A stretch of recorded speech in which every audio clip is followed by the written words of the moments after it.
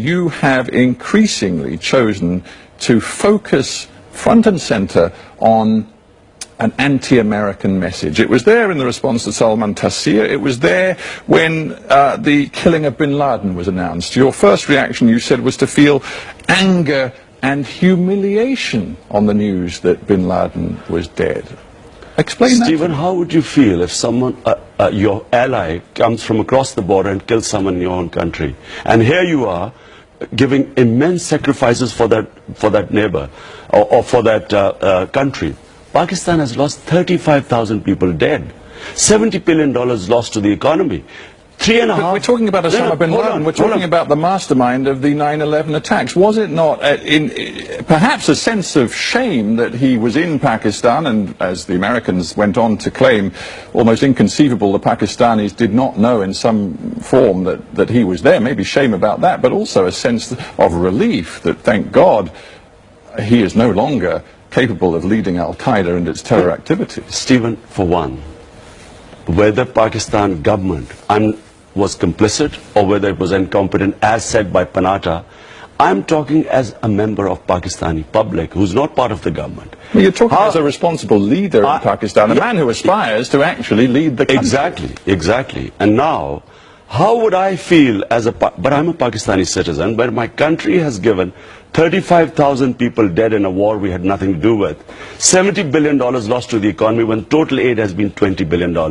How would I feel that my ally, who we are fighting for, does not trust us, instead comes and conduct the oppression itself? How does it help? Should they not have told our government? If it's either it's an ally or it's not an ally. How does it help in terms of the future stability of Pakistan for you to tell the Americans that you want to see them completely out of your country in terms of intelligence cooperation, in terms of their anti-terror activities in Pakistan? You want to cut all ties, and you believe that will lead to greater stability, when the Americans are alleging right now that the ISI, the Pakistani intelligence agency, is actively helping the Haqqani network and other militants do their deeds inside Afghanistan? First of all, if this myth being spun that 4,000 or 5,000 Haqqani Taliban is the reason why the US is not succeeding in Afghanistan.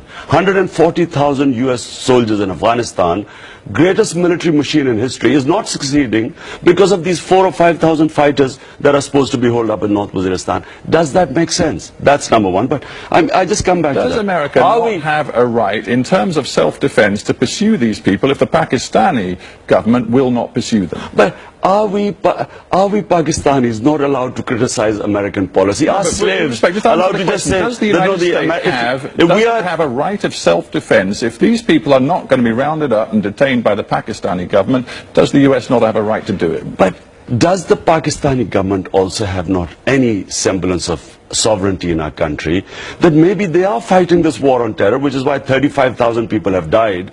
Can they not fight it their own way? Now, their own way brings us back to the quote from David Cameron of last year. Consistently, the Pakistani has looked both ways, he said, on the issue of terrorism. God, if I was the Prime Minister of Pakistan, I would have immediately told them that, look, we will fight this war our own way. We don't want any interference. We don't want your money. We don't want your aid.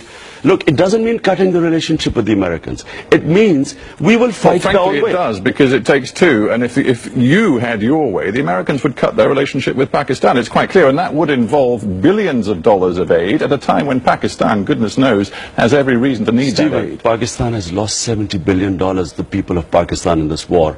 This was published by our own, this current government has published in the economic survey. Total aid is $220 billion. This aid is destroying us. Look, I would tell the Americans that what do they want from Pakistan? There should be no terrorism from our soil. That's all they should want. We'll do it our way. If I am perceived as a puppet of the Americans, it takes away my credibility and ability to fight terrorism.